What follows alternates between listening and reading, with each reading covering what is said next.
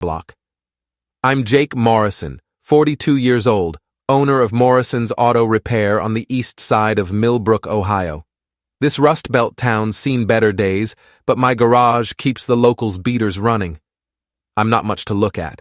Average height, graying hair, hands permanently stained with motor oil. But I built this business from nothing, and I thought I'd built a family the same way. Turns out I was wrong about the family part. I wiped my hands on my coveralls and walked around to the kitchen window. Through the gap in the curtains, I could see Jennifer at our kitchen table, still in her power suit, phone pressed to her ear. Emma sat across from her, scrolling through her phone, probably posting another TikTok about her embarrassing dad. The house is in both our names, but I've got copies of everything, Jennifer said into the phone. My lawyer says it'll be clean. He'll get the garage, I'll get everything else. Before we dive deeper into this story, I have one small request. Please subscribe, drop a like, comment, and hit that hype button to boost this channel so more people can discover these incredible Reddit stories. My garage. The business I'd spent 15 years building. The place where I'd taught Emma to change oil when she was 12, back when she still looked at me like I hung the moon. I backed away from the window, my mind racing. Jennifer wasn't just cheating, she was planning to take me apart piece by piece, and Emma was cheering her on. The smart thing would have been to march inside and confront them. Demand answers, fight fair. But standing there in my driveway, surrounded by the smell of motor oil and the sound of my family's laughter at my expense, I realized something. I was tired of being the good guy. Tired of playing fair with people who'd been playing dirty for months. I pulled out my phone and started recording through the window. The best part, Jennifer continued, is he has no idea. Poor Jake thinks I'm working late. If he only knew I was working Dominic instead. Emma burst into giggles. Mom, gross! But seriously, Dom is so much hotter than Dad. Like, have you seen his Instagram? He's got like 50,000 followers. 63,000, Jennifer corrected. And yes, I've seen all of him. I stopped recording. I had enough. Walking back to my Mustang, I noticed Mrs. Krantz's curtains twitch in the house next door. The old bat was always watching, always ready to spread gossip faster than butter on warm toast. Usually, that annoyed me. Tonight, I filed that information away. I closed the Mustang's hood and headed inside. Jennifer and Emma went quiet the second I walked through the door, both suddenly very interested in their phones. Hey babe, Jennifer said without looking up. How's the car coming? Just fine, I replied, studying her face. She looked the same as always, blonde hair pulled back in a perfect bun, makeup still flawless despite the late hour, designer suit that cost more than most people made in a week. But now I could see the calculation behind her green eyes, the way she was already planning her next move. I'm heading to bed, Emma announced, jumping up from the table. She paused at the doorway. Oh, Dad? Maybe try showering before you come upstairs. You smell like... work. She said work like it was a disease. After she left, Jennifer finally looked at me. Long day at the shop? You could say that. I sat down across from her. How was your evening? Another partner meeting? She didn't even flinch. Boring stuff. You wouldn't be interested. I nodded slowly. You're probably right. I'm just a simple mechanic. What would I know about complicated things? Something flickered across her face. Surprise, maybe, at the edge in my voice. But she recovered quickly. Exactly. That's why we make such a good team. I handle the thinking, you handle the... fixing. She stood up, smoothing down her skirt. I'm exhausted. Don't stay up too late with your car. Wouldn't dream of it. After she went upstairs, I sat alone in our kitchen, looking around at the life we'd built together. The house was nice, not fancy, but solid. 3 bedrooms, 2 baths, a big backyard where Emma used to play on the swing set I'd built her. I'd painted every room, fixed every leak, replaced every broken appliance. Now Jennifer was going to take it all and leave me with nothing but my garage and a reputation as the town fool who couldn't keep his wife happy. I pulled out my phone and played back the recording. Their voices came through crystal clear, every cruel word preserved in digital amber. Jennifer admitting to the affair, discussing her plans to divorce me, Emma joining in the mockery. But as I listened, something else caught my attention. In the background, I could hear another voice, a woman's voice I recognized. Susie Patterson, Jennifer's best friend and fellow lawyer. She worked at a rival firm across town, and she'd never liked me. The feeling was mutual. "Tell him about the car," Susie's voice said faintly. "Oh, right," Jennifer replied. "I almost forgot. Jake, honey, I need you to sign some papers tomorrow. Insurance stuff for the Mustang." I'd forgotten about that part of the conversation. Insurance papers? The Mustang was already insured, and it was in my name only. I'd bought it before we got married, restored it myself over the course of 3 years. It was the one thing in our marriage that was purely mine, or so I thought. I went to our home office and started digging through Jennifer's files. She was organized to a fault, everything labeled, everything in its place. It took me 20 minutes to find what I was looking for. The papers were tucked inside a folder marked Personal Legal Matters. Vehicle registration forms, already filled out, transferring ownership of my Mustang from me to her. My signature had been forged, not perfectly, but close enough to fool a busy DMV clerk. At the bottom of the stack was a printed email from Susie. "Once the car's in your name, you can do whatever you want with it. Sell it, wreck it, whatever sends the message. Men like Jake only understand loss." My hands started shaking. Maybe from rage, maybe from the years of holding back finally catching up with me. Jennifer wasn't just planning to leave me. She was planning to destroy me first, starting with the one thing I loved more than anything except the family that was already gone. I photographed every document, then put them back exactly where I'd found them. Jennifer thought she was playing chess while I played checkers. She was about to learn that I'd been watching her moves all along. The next morning, I was up before dawn drinking coffee and planning my next move when Jennifer came downstairs in her workout clothes. Tight leggings, sports bra, hair in a high ponytail. She looked good. I had to give her that. Good enough to attract a 63,000 follower fitness influencer. "Gym day?" I asked. "You know it." She grabbed her water bottle and gym bag. "Dominic's got me on a new routine. I should be back around 10. Dominic's a lucky guy." She paused at the door, studying my face. "What's that supposed to mean?" "Just that he gets to work with such a dedicated client. Must be rewarding." "Right. Well, don't wait up." After she left, I called my old friend Frank Martinez, who owned a boxing gym on the other side of town. Frank and I went way back. He'd trained me when I was young and stupid enough to think I could make money with my fists. These days, he trained kids from the neighborhood, keeping them off the streets and teaching them discipline. "Jake, Christ, it's been months. What's going on?" "I need to talk, Frank, and I need some advice." "The kind of advice that requires whiskey?" "The kind that requires a clear head and a dirty plan." Frank was quiet for a moment. "Come by the gym. We'll talk." Frank's place hadn't changed in 20 years. Same faded posters of boxing legends, same smell of sweat and determination, same speed bags hanging from chains that creaked with every punch. Frank himself looked older, more gray in his beard, deeper lines around his eyes, but he still moved like a fighter. "So," he said, wrapping my hands for a workout, "what's eating you?" I told him everything. The affair, the divorce plans, the forged papers, Emma's betrayal.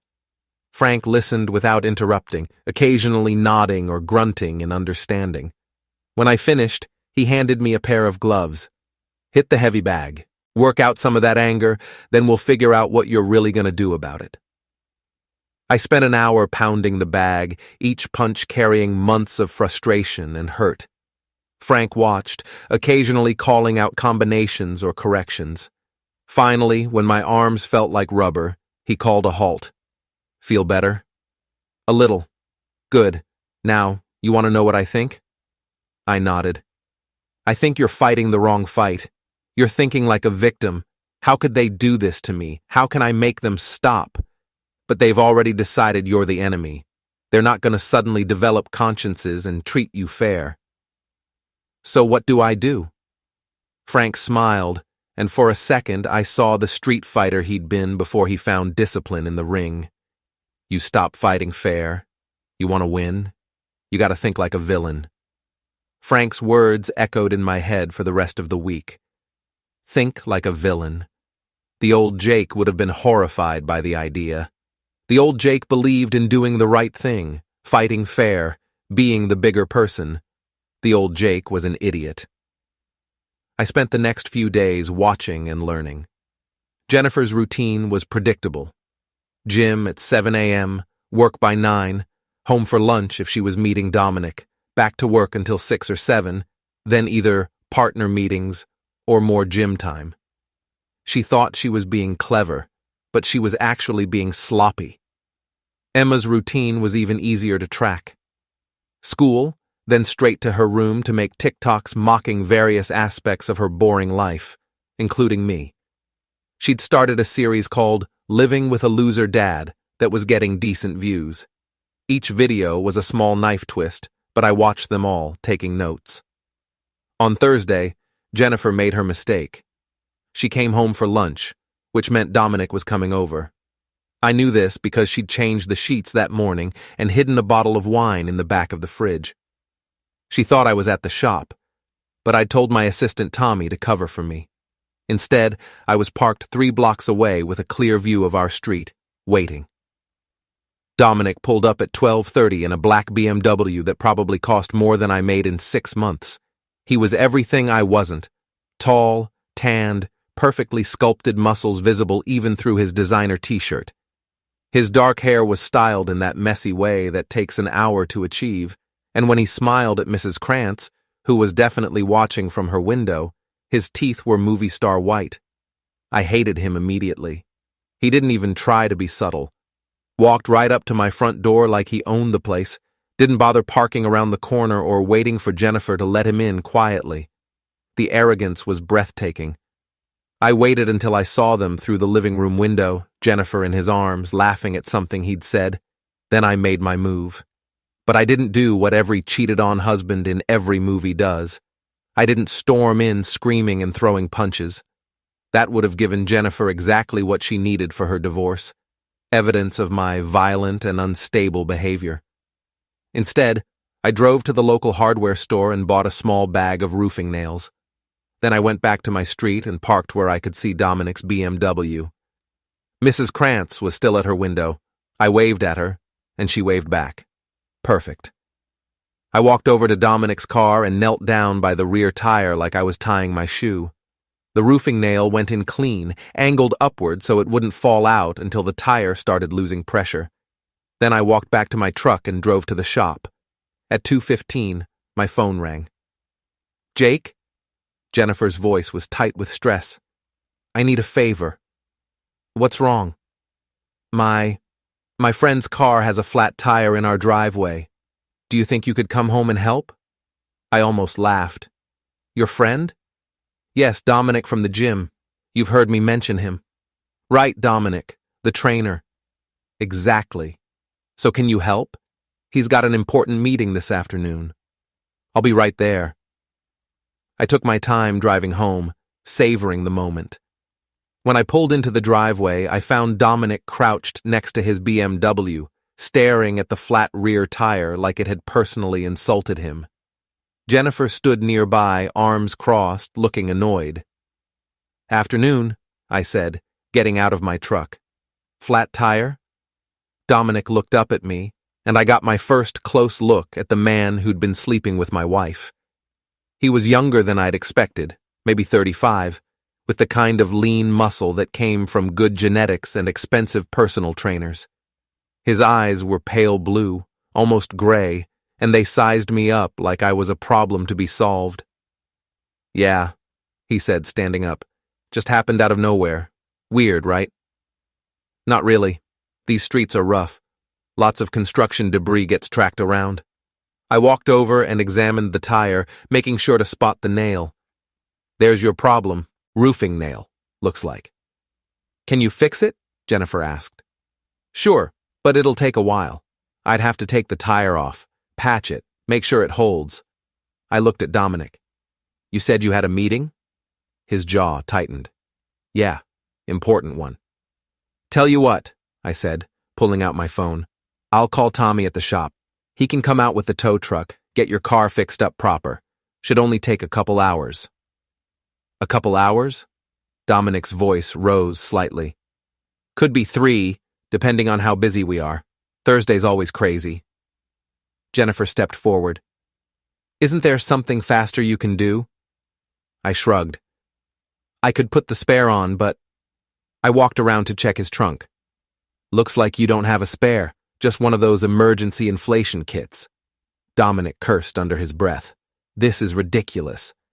I could give you a ride, Jennifer offered quickly. Where's your meeting? Downtown, but I can't show up in... He looked at Jennifer's car, a practical Honda Accord that was about as far from his BMW as you could get.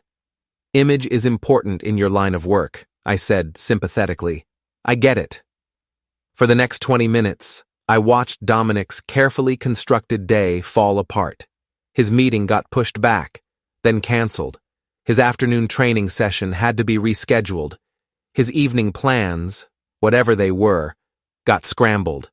And through it all, Jennifer got more and more frustrated, shooting me looks like this was somehow my fault. I'm really sorry about this, I told Dominic as Tommy arrived with the tow truck. Bad luck, you know? Yeah, Dominic said, watching his BMW get loaded onto the truck. Bad luck. After they left, Jennifer and I stood in our driveway. The afternoon sun was warm, and somewhere down the street someone was mowing their lawn. It felt like any normal suburban day, except for the tension crackling between us. That was convenient, Jennifer said finally. What was? The nail, right when Dom was here. I looked at her with my best confused expression. You think I drove around town throwing roofing nails in the street just in case your gym buddy came over? I didn't say that. Good, because that would be crazy. I was at the shop all day. Ask Tommy. She stared at me for a long moment, trying to read my face. But I'd had years of practice hiding my thoughts from her. Years of pretending I didn't notice her lies, her late nights, her gradual withdrawal from our marriage. I'm going back to work, she said finally. See you tonight. We still on for dinner? What dinner? Emma's got that school thing, remember? The awards ceremony. We promised we'd take her out after. Jennifer's face went blank. She'd forgotten completely. Right, of course. What time? 7:30, at Romano's. I'll be there. But I knew she wouldn't. She'd find some excuse, some emergency at work or some crisis that only she could handle, and Emma would be disappointed, and I'd be the bad guy for picking a restaurant Jennifer didn't like or a time that didn't work with her schedule. Except this time, I was ready. That evening, I sat in Romano's with Emma, watching her check her phone every 30 seconds while we waited for Jennifer to show up. Emma had won an award for her photography, something she'd inherited from me, back when I still took pictures of classic cars for magazines. She looked pretty in her dress, almost grown up, but young enough that she still wanted both her parents there to celebrate with her. She's probably just running late, Emma said for the 3rd time. Probably. At 8 o'clock, Jennifer finally called. I put the phone on speaker so Emma could hear. Jake, I'm so sorry. There's a crisis with the Henderson case. I'm going to be stuck here for hours. Mom? Emma's voice was small. Oh, sweetie, I'm sorry. Congratulations on your award. We'll celebrate this weekend, okay? Somewhere really nice. But Mom, I have to go. Love you both. The line went quiet. Emma stared at her phone, and I watched my daughter's face cycle through disappointment, hurt, and finally anger. She forgot, Emma said. She's busy. She forgot, Dad, just like she forgot my recital last month and my soccer game before that. Emma's voice was getting louder, attracting attention from other tables. She cares more about work than she does about me. This was my moment. The old Jake would have made excuses for Jennifer, tried to smooth things over, protected his wife even when she didn't deserve it. The new Jake had learned to think like a villain. "You're right," I said quietly. "She did forget. And that's not okay." Emma looked surprised. "Really?" "Really. You worked hard for that award, and you deserve to have both your parents there to celebrate. I'm proud of you, Em. Your mom should be here too." For the first time in months, Emma looked at me like I was someone worth listening to. "Thanks, Dad. You want to get dessert? The tiramisu here is amazing." Yeah, I'd like that." We spent the next hour talking, really talking, for the first time since Emma had decided I was an embarrassment. She told me about school, about her friends, about the photography project that had won the award. I told her stories about the old days, when I used to take pictures of cars for magazines, before I'd given up that dream to focus on the garage. "Why did you stop?" she asked. "Your mom thought it was impractical. She was probably right. Photography doesn't pay the bills. But you loved it." "Yeah, I did." Emma was quiet for a moment. "Mom's been different lately." "How so?" "I don't know. Distracted. Like she's thinking about something else all the time." Emma picked at her tiramisu. "And she's been asking weird questions about you." "What kind of questions?" "Like, how you spend your time, if you ever talk about other women, if you seem unhappy." Emma looked up at me. "Are you unhappy, Dad?" The question hit me harder than I'd expected. Was I unhappy, or was I something else entirely, something darker and more dangerous? "I'm figuring some things out," I said finally. "About what?" "About what I want the rest of my life to look like." When we got home, Jennifer's car was in the driveway. I could see her silhouette in the living room window, pacing back and forth with her phone pressed to her ear. Probably talking to Susie, or maybe to Dominic, explaining why she'd had to cancel whatever they'd planned for the evening. Emma went straight to her room, but not before giving me a hug that felt real for the first time in months. "Thanks for tonight, Dad. It was nice. Just us." "Anytime, kiddo." I found Jennifer in the living room, still on the phone. She held up one finger in a "just a minute" gesture, then turned away to continue her conversation. I know. It was supposed to be perfect timing, but Jake insisted on this family dinner thing." She paused, listening. "No, he doesn't suspect anything. He's too simple to put it together." I cleared my throat. Jennifer spun around, her face flushing red. "I have to go," she said into the phone. "We'll talk tomorrow." "Work call?" I asked. "Yes. The Henderson case is more complicated than we thought." "Mm-hmm. How's Dominic's car, by the way?" "What?" "His car, the flat tire. Did Tommy get it fixed?" "Oh, yes. It's fine now." "Good. I'd hate for him to miss any more important meetings." Something flickered across Jennifer's face. Suspicion, maybe, or just annoyance at having to keep track of her lies.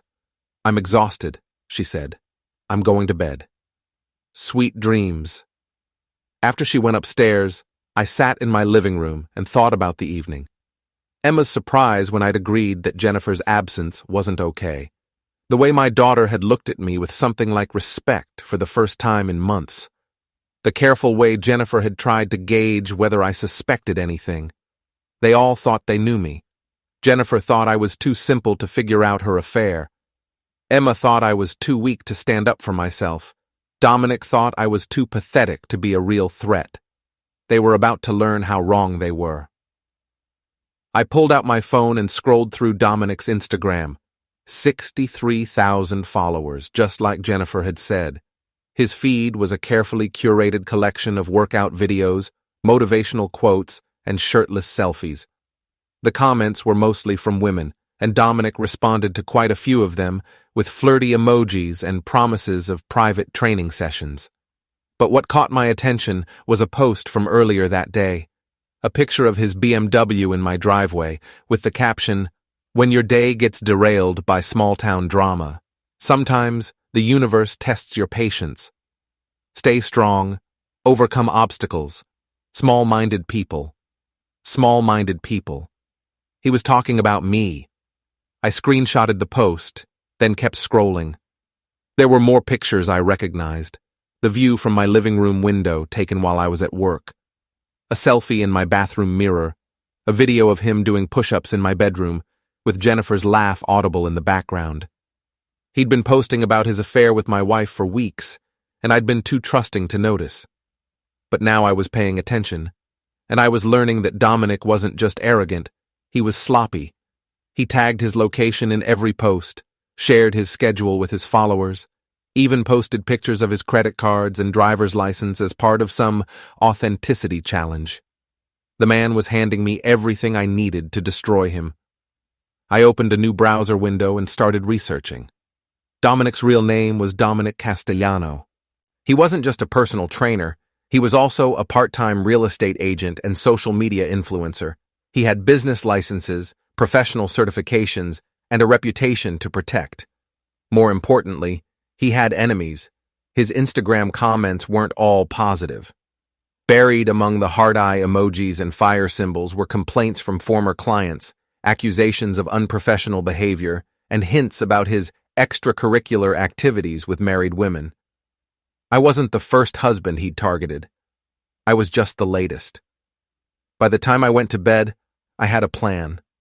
Not just for Dominic, but for Jennifer and Emma and everyone else who'd decided I was too weak to fight back.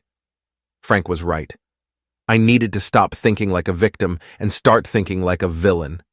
The game was about to change. The next morning, I woke up with the kind of clarity that comes after a sleepless night of planning. Jennifer was already gone. Another early gym session, according to the note she'd left on the kitchen counter.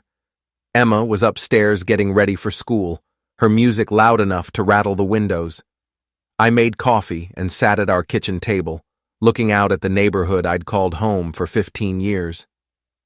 Mrs. Krantz was already at her window, probably wondering why I wasn't at the shop yet. 2 houses down, the Hendersons were loading their kids into their minivan for the school run. Normal people living normal lives, unaware that their neighbor was about to become someone they wouldn't recognize. My phone buzzed with a text from Tommy. "Shop's covered. Take your time." Tommy was good people. 26 years old, fresh out of trade school, eager to learn everything I could teach him about engines and transmissions and the dozens of ways machines could break down. He reminded me of myself at that age, hungry, hardworking, naive enough to believe that doing good work was enough to guarantee a good life. I finished my coffee and drove to the gym. Fitness First was one of those upscale places that charged 3 times what a normal gym cost and justified it with fancy equipment, smoothie bars, and personal trainers who looked like they'd stepped off magazine covers. I'd never been inside, but I'd driven past it enough times to know Jennifer's routine. I parked across the street and waited. At 8:15, Jennifer emerged from the building, her face flushed from exertion, her hair pulled back in a messy ponytail that probably took 20 minutes to perfect. She looked good, I had to admit that. The affair had given her a glow I hadn't seen in years. 5 minutes later, Dominic came out, and the glow made perfect sense. He was wearing gym shorts and a tank top that showed off every muscle he'd ever developed. Even from across the street, I could see why Jennifer was attracted to him. He moved like an athlete, all controlled power and easy confidence. When he smiled at the women walking into the gym, they smiled back like he'd just made their day. I watched him get into his BMW, the tire repair had been flawless, I was pleased to note, and drive away. Then I walked across the street and into the gym. The front desk was staffed by a young woman with perfect teeth and the kind of enthusiasm that could only be maintained with regular doses of caffeine and commission-based pay. "Hi there. Welcome to Fitness First.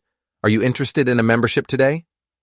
"Actually, I'm interested in personal training. I heard you have a guy named Dominic who's supposed to be really good." Her smile faltered slightly. "Oh, Dominic. Well, he's he's very popular, but his schedule is pretty booked up. Really? That's too bad. I was specifically recommended to him by a friend. Jennifer Morrison? Maybe you know her? The girl's expression shifted from professional enthusiasm to something more guarded. Mrs. Morrison. Yes, she's one of our members. She raves about Dominic, says he's helped her get in the best shape of her life. I leaned on the counter, lowering my voice conspiratorially. Between you and me, I think she might have a little crush on him. You know how it is with these trainer-client relationships. I wouldn't know about that. Of course not. Very professional here, I'm sure. So when would Dominic have an opening? She checked her computer, clearly uncomfortable with the direction of the conversation. He might have something next week. Can I get your contact information? I gave her a fake name and phone number, then spent a few more minutes asking questions about membership rates and class schedules.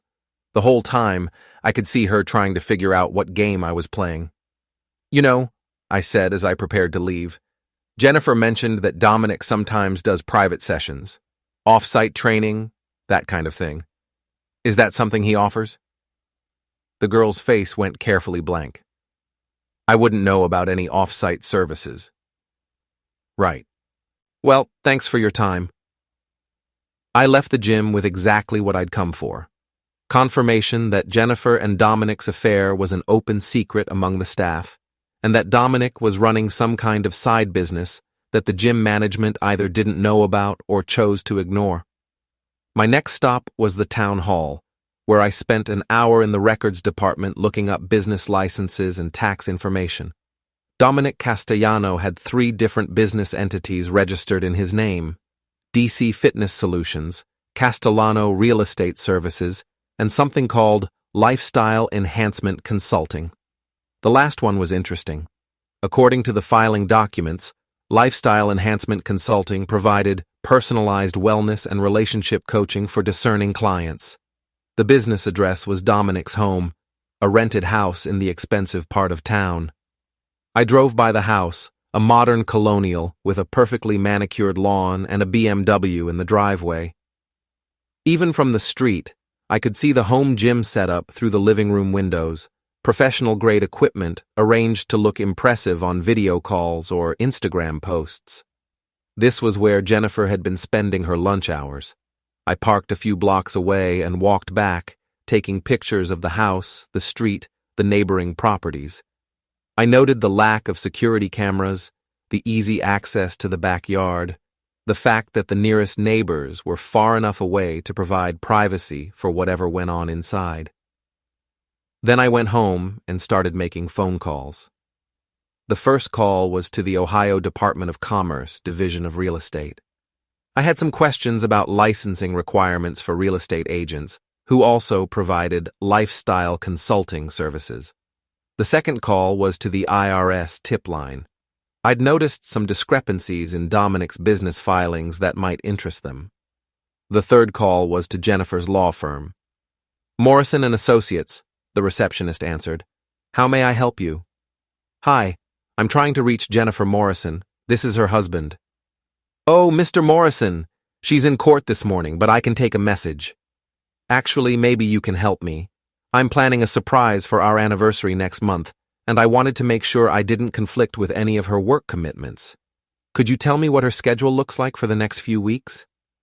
How sweet. Let me check. Well, she's got the Henderson deposition on Thursday, and the Mitchell case goes to trial next week. Oh, and she's got those lunch meetings with the Patterson firm every Tuesday and Friday. Patterson. That was Susie's firm. Lunch meetings? Yes, some kind of joint consultation thing. Very hush-hush. She always blocks out 2 hours for those. 2 hours. Every Tuesday and Friday. Jennifer had told me those were gym sessions. That's great, I said. Thanks for your help. Should I tell her you called? No, let's keep it a surprise. After I hung up, I sat in my kitchen and processed what I'd learned. Jennifer wasn't just having an affair with Dominic. She was also having regular secret meetings with Susie Patterson, her supposed best friend who worked at a rival law firm. That was either the most unethical collaboration in legal history or something else entirely. I spent the rest of the morning researching Susie Patterson. She was 41, divorced, no kids. She'd graduated from the same law school as Jennifer, but her career had been less successful. While Jennifer had made partner at a prestigious firm, Susie was still an associate at a smaller practice that specialized in personal injury cases. But Susie had something Jennifer didn't: a reputation for playing dirty. A quick search of legal databases showed that she'd been sanctioned twice for questionable tactics, and there were rumors of other incidents that hadn't made it to formal complaints. More interesting was her personal life. According to social media, Susie had never been married to a man. Her divorce 3 years ago had been from a woman named Carol, and since then she'd been linked romantically to several other women, including, based on some very carefully cropped photos on her Instagram, someone who looked a lot like Jennifer. I leaned back in my chair and stared at the ceiling. The affair with Dominic was just the surface. Underneath was something more complicated, more personal, and potentially more devastating. My phone rang. Jennifer. Hi, babe. How's your day going? Just fine. How's court? Exhausting. Listen, I'm going to be late tonight. Susie and I need to go over some case files, and you know how she is when she gets focused. Right, Susie. We'll probably grab dinner somewhere, make a night of it. Don't wait up. I won't. Love you. Sure. After she hung up, I called Frank. You sound different, he said after I'd filled him in on the morning's discoveries. Different how? Focused. Like you used to sound before a fight when you'd figured out your opponent's weakness. Maybe I have. So what's the plan? I'm going to give them exactly what they want. Which is? A front row seat to my destruction? They want to see me broken and humiliated? Fine. But they're going to have to work for it. And while they're working, I'm going to be documenting every move they make. Frank was quiet for a moment. That's a dangerous game, Jake. You sure you can handle it? I'm sure I can't handle the alternative. That evening, I cooked dinner for Emma and myself. Spaghetti and meatballs, her favorite when she was little. She came downstairs when she smelled the garlic bread, looking surprised. Where's Mom? Working late with Susie. It's just us tonight. Emma sat down at the table, and for a few minutes we ate in comfortable silence. Then she looked up at me with an expression I couldn't quite read. Dad, can I ask you something? Shoot. Are you and Mom getting divorced? The question hit me like a punch to the gut, but I kept my voice steady. Why would you ask that? I'm not stupid. You guys barely talk anymore. Mom's never home, and when you are in the same room, it's like you're both pretending everything's fine when it obviously isn't. I set down my fork and looked at my daughter, really looked at her. When had she gotten so perceptive? When had she stopped being a kid and started being a young woman who could see through the lies adults told themselves? I don't know, I said finally. That's the honest answer. I don't know what's going to happen with your mom and me. But you're not happy. No, I'm not happy. Emma nodded like she'd expected that answer. Are you going to do something about it? I'm working on it. Good. Because this fake happy family thing is worse than if you guys just admitted you had problems. After dinner, Emma went upstairs to work on homework, and I went to my garage. Not the shop, my personal garage, where I kept my tools and worked on my own projects. The Mustang was there, hood up, waiting for me to finish the tune-up I'd started a week ago. But tonight, I wasn't interested in the car. Tonight, I was interested in the workbench in the corner, where I kept my old photography equipment. I hadn't touched the cameras in 5 years, not since Jennifer had convinced me that photography was a hobby for people who don't have real responsibilities.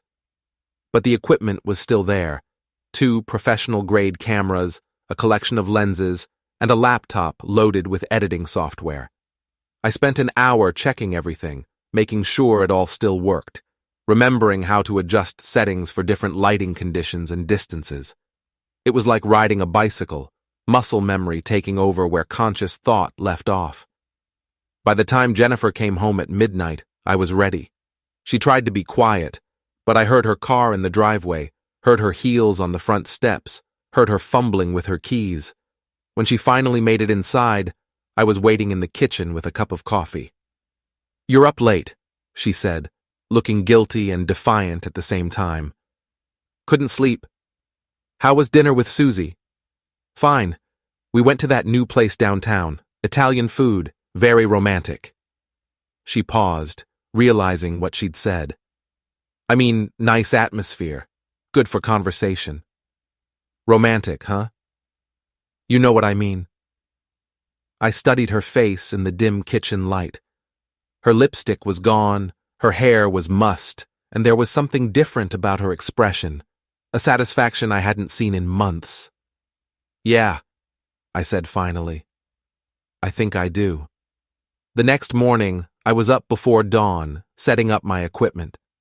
I had a clear view of our street from the upstairs guest room window, and with the right lens, I could capture everything that happened in our driveway or on our front porch.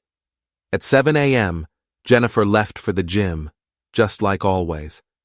At 7:15, I followed her, but this time I brought my camera. The abandoned warehouse on Industrial Avenue had been empty for 3 years, ever since the plastics company moved their operations to Mexico.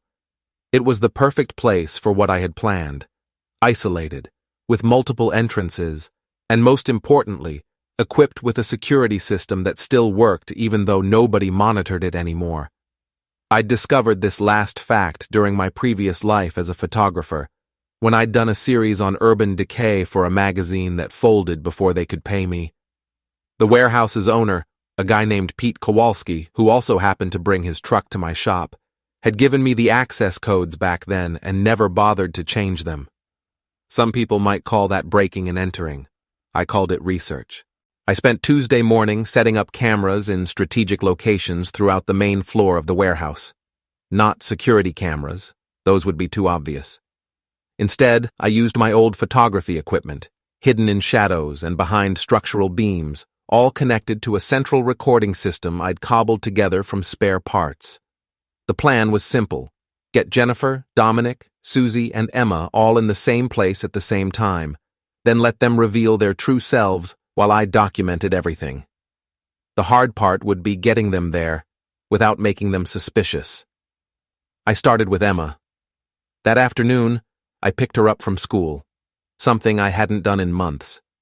She was surprised to see me waiting in the pickup line, but she got in the truck without complaint. "What's going on?" she asked as we drove away from the school. "Can a dad pick up his daughter without having an ulterior motive?" "Not you. You always have a plan." She was right, but I wasn't ready to share the details yet. Instead, I took her to the ice cream shop downtown, the same place I'd taken her when she was little and still thought I was the smartest person in the world. "Okay, seriously," she said after we'd ordered. "What's this about?" "I need to ask you something, and I need you to be honest with me." Emma's expression grew wary. "Okay. How long have you known about your mother's affair?" The question hit her like a slap. Her face went white, then red, then settled into a mixture of guilt and defiance. "I don't know what you're talking about." "Emma." "Dad, I'm not angry with you. I just need to know what you know." She stared at her ice cream, not eating it. When she finally spoke, her voice was barely above a whisper. "Since Christmas, I saw them together at the mall, Mom and that guy from the gym. Dominic." "Yeah, they were holding hands, and when they saw me, Mom made up some story about running into him by coincidence, but I could tell she was lying." "Why didn't you tell me?" Emma looked up at me with tears in her eyes. "Because I thought you already knew. And I thought if you knew and weren't doing anything about it, then maybe you didn't care. Or maybe you had someone too." The pain in her voice was like a knife in my chest. My daughter had been carrying this secret for months, thinking her father was either a fool or a cheater himself. "I didn't know," I said quietly. "And I don't have someone else. There's never been anyone else." "Then why is Mom doing this?" "I don't know. But I'm going to find out. Emma wiped her eyes with her napkin. What are you going to do? I'm going to give everyone a chance to tell the truth, all at the same time, in the same place. That sounds like a terrible idea. Probably, but I'm tired of living with lies. That evening, I started making the calls. The first was to Dominic. I used a burner phone I'd picked up at a convenience store, and I disguised my voice by speaking through a cloth. Dominic? This is a friend of Jennifer Morrison's. She's in trouble and needs to meet you tonight. Can you be at the old plastics warehouse on Industrial Avenue at 9 o'clock? Who is this? How did you get this number? Jennifer gave it to me. She said to tell you it's about her husband. He knows about you too. There was a long pause. He knows everything. Jennifer needs your help figuring out what to do next. 9 o'clock, Industrial Avenue. Don't let anyone follow you. I hung up before he could ask more questions. The second call was to Susie Patterson. Susie, it's Jake Morrison. Jake? How did you get my number? Jennifer gave it to me. Look, I need your help. I think Jennifer's having an affair. Another pause, this one filled with calculation. What makes you think that? I found some things. Text messages, receipts, that kind of stuff. I don't know what to do, and Jennifer always says you're the smartest person she knows. I don't think I should get involved in this. Please, I'm desperate. I love my wife, and I don't want to lose her. Maybe if we could all sit down together and talk this through. All of us? You, me, Jennifer. Maybe even the guy she's been seeing. I found his name in her phone, Dominic something. I thought if we could all be adults about this, maybe we could work something out. Susie was quiet for a long time. When she spoke again, her voice was different, harder, more interested. Where did you want to meet? Somewhere private. I was thinking that old warehouse on Industrial Avenue. You know, where we could talk without anyone overhearing. Tonight? If possible. I can't stand not knowing what's going on for another day. What time? 9 o'clock? I'll be there. The third call was to Jennifer herself. Babe, I need you to meet me somewhere tonight. It's important. Jake, I'm busy. Can it wait? No, it can't. I know about Dominic. The silence on the other end of the line stretched for nearly 30 seconds. I don't know what you think you know. I know everything, Jennifer. The affair, the secret meetings with Susie, the plans to divorce me and take the house. I know all of it. Jake, I'm not angry. I'm hurt, but I'm not angry. I think we need to talk this through like adults. All of us. All of us. You, me, Dominic, Susie. Everyone who's been keeping secrets. I want to understand what happened to our marriage, and I want to figure out if there's any way to fix it. You want to meet with Dominic? I want to meet with everyone. Tonight, 9 o'clock at the old warehouse on Industrial Avenue. It's private, neutral ground. We can say whatever we need to say without worrying about neighbors or Emma overhearing. Jennifer was quiet for a long time. You're not planning to do anything stupid, are you? Like what? I don't know. Get violent or something. Jennifer, when have I ever been violent? Never. That's what worries me. This isn't like you. Maybe it's time I started acting more like myself and less like what everyone expects me to be. After I hung up, I sat in my kitchen and thought about what I'd just set in motion. In 3 hours, everyone who'd been lying to me would be in the same room, each thinking they were coming to a different kind of meeting. Dominic thought he was coming to help Jennifer deal with a suspicious husband. Susie thought she was coming to mediate a marriage counseling session. Jennifer thought she was coming to a confrontation with a broken man who wanted to understand why his life was falling apart. They were all right, in a way, but they were also all wrong. I wasn't the broken man they thought I was. I was something much more dangerous, a man who'd finally stopped pretending to be weak. At 8:30, I drove to the warehouse and let myself in through the side entrance. The cameras were all in position, The recording equipment was running, and I had a clear view of every entrance. All I had to do was wait. Dominic arrived first, at 8:55. He parked his BMW around the corner and approached the warehouse cautiously, looking around like he expected an ambush. He was wearing jeans and a leather jacket, and even in the dim streetlight, I could see the tension in his shoulders. Susie arrived 5 minutes later in a silver Audi. She parked directly in front of the main entrance and walked inside like she owned the place. She was dressed in a business suit, and she carried herself with the confidence of someone who'd never met a problem she couldn't manipulate her way out of. Jennifer was last, arriving at 9:10 in her Honda. She sat in her car for a full minute before getting out, and when she finally did, she moved like someone walking to her own execution. I watched from the shadows as they found each other in the main room of the warehouse. The confusion on their faces was almost comical, each of them realizing that the others had been invited to the same meeting, none of them sure what that meant. "What the hell is going on?" Dominic demanded, looking around the empty space. "I was going to ask you the same thing," Susie replied. "Jake called me, said he wanted to talk about Jennifer's affair." "He called you too?" Jennifer's voice was sharp with panic. "He told me he wanted to meet with everyone to work things out." "And he told me you were in trouble and needed my help," Dominic added. "This is a setup."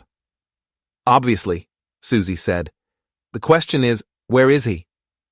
I stepped out of the shadows, and all three of them turned to look at me. In the harsh fluorescent lighting of the warehouse, they looked like actors on a stage, waiting for their cues. "Right here," I said. The silence that followed was profound. Jennifer, Dominic, and Susie stood in a rough triangle, each of them calculating their next move.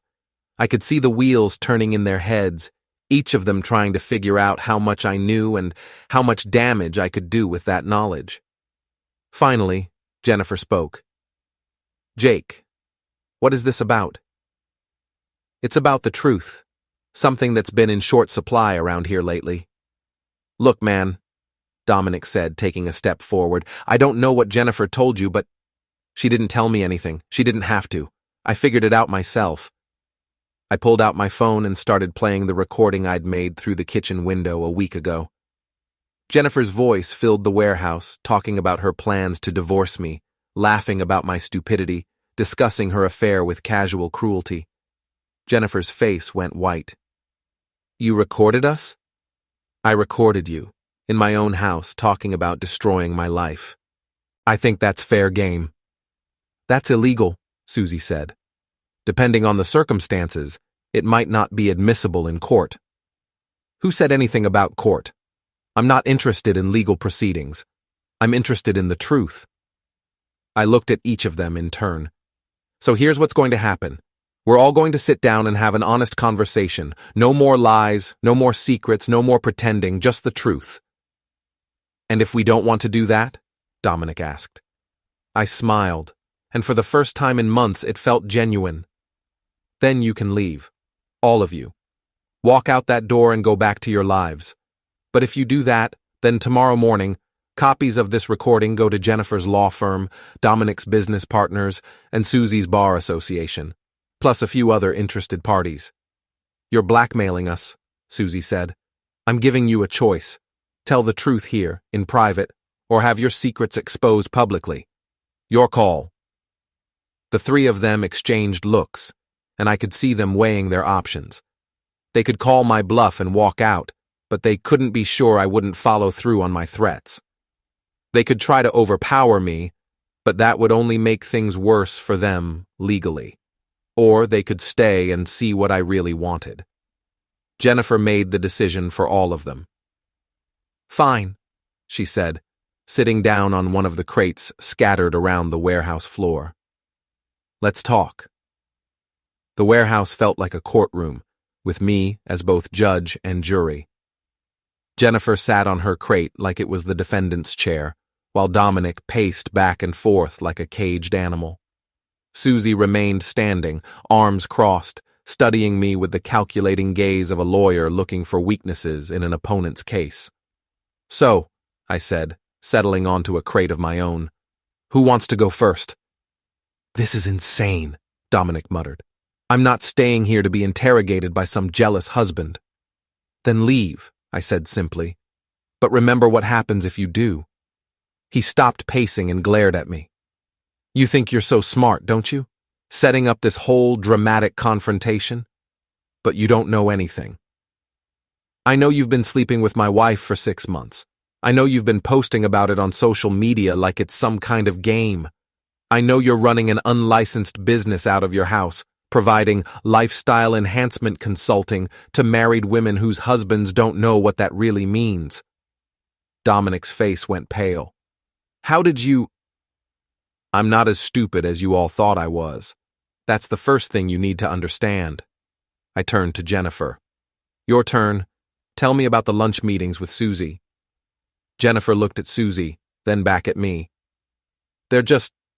We're working on a case together. What case? The Henderson matter. It's complicated, requires consultation between firms. Bullshit. I pulled out my phone again and showed them a screenshot of Susie's law firm website. Susie's firm specializes in personal injury and divorce cases. The Henderson matter is a corporate contract dispute. There's no reason for Jennifer's firm to consult with Susie's unless... I let the sentence hang in the air. Unless what? Jennifer asked. Unless you're not really working on the Henderson case during those meetings. Unless you're working on something else entirely, like planning my divorce. Susie finally spoke up. That would be unethical. I can't represent Jennifer in a divorce against you while she's still married and living in your house. You're right, that would be unethical. But you're not representing Jennifer, are you? You're representing yourself. The silence that followed was so complete, I could hear the hum of the fluorescent lights overhead. What's that supposed to mean? Jennifer asked, but her voice was shaky now. It means I know about you and Susie. The real relationship, not the fake friendship you've been hiding behind. I pulled out my phone and started scrolling through the photos I'd taken over the past week. Jennifer and Susie at restaurants, sitting closer than friends. Jennifer and Susie in Susie's car, Jennifer's hand on Susie's thigh. Jennifer and Susie outside a hotel downtown, kissing in what they thought was a private moment. The affair with Dominic was just a cover story, I continued. Something to throw me off the scent while you figured out how to leave me for Susie. But you needed time to plan, needed to make sure you could take everything in the divorce. So you kept me distracted with the obvious affair while you planned the real betrayal. Jennifer's composure finally cracked. Jake, it's more complicated than that. Is it? Because it looks pretty simple to me. You fell in love with your best friend, but you didn't want to give up the comfortable life I'd built for you. So you decided to have it both ways. String me along until you could take half of everything I'd worked for, then ride off into the sunset with Susie. That's not how it happened, Susie said. Then tell me how it did happen. Susie looked at Jennifer, who nodded slightly. Jennifer came to me 8 months ago, Susie said. She was unhappy in her marriage, feeling trapped, looking for advice. We'd been friends since law school and she trusted me. And you saw an opportunity? I saw someone I cared about who was suffering. Right. So you convinced her to have an affair with Dominic to give her cover while you two figured out how to destroy me financially and emotionally. We never meant to hurt you, Jennifer said. You just meant to take everything I'd built and leave me with nothing. You would have been fine. You have the garage, you have your skills, you would have rebuilt. I stared at my wife, my soon-to-be ex-wife, and marveled at how completely I'd misjudged her. I'd thought she was shallow and materialistic, but basically decent. I'd never imagined she was capable of this level of calculated cruelty. And Emma? I asked. What was the plan for her? Emma would have come with me, obviously. She's 17, she can choose which parent she wants to live with. After you spent months turning her against me. You absolutely did. The TikToks mocking me, the constant comments about what a loser I am, the way she looks at me like I'm something she scraped off her shoe. That didn't happen by accident. Jennifer had the grace to look ashamed. I may have expressed some frustrations about our marriage, but I never told her to make those videos. You didn't have to. You just had to make it clear that disrespecting me was acceptable behavior. I turned to Dominic, who'd been uncharacteristically quiet during this exchange. And what's your role in all this? Just the convenient cover story, or were you getting something else out of the deal? Dominic straightened up, some of his earlier arrogance returning. Jennifer's a beautiful woman. Spending time with her wasn't exactly a hardship. Even knowing she was using you? Who says she was using me? Maybe I was using her. For what? Publicity. Do you know how many followers I've gained since I started posting about my mysterious married client? My business has tripled. I felt a surge of disgust. So you turned my marriage into a marketing campaign. Your marriage was already over, man. I just helped it along. That's when I lost my temper. I stood up from my crate and took a step toward Dominic. He was bigger than me, younger, in better shape, but something in my expression made him back away. My marriage was over because my wife decided to betray me with her best friend and use you as a prop in their little drama. But you're right about one thing. It is over now. I turned back to Jennifer and Susie. Here's what's going to happen. Jennifer, you're going to move out of my house this weekend. You can go live with Susie or get your own place, I don't care, but you're not spending another night under my roof. Jake, I'm not finished. You're going to withdraw the forged paperwork from my car, and you're going to sign a document admitting that you committed fraud. If you don't, I'll press charges. You can't prove I forged anything. Actually, I can. I had a handwriting expert analyze the signature. Want to see the report? I didn't actually have a handwriting expert's report, but Jennifer didn't know that. The bluff worked. Her face went white. As for the divorce, I continued, you can have it, but it's going to be on my terms.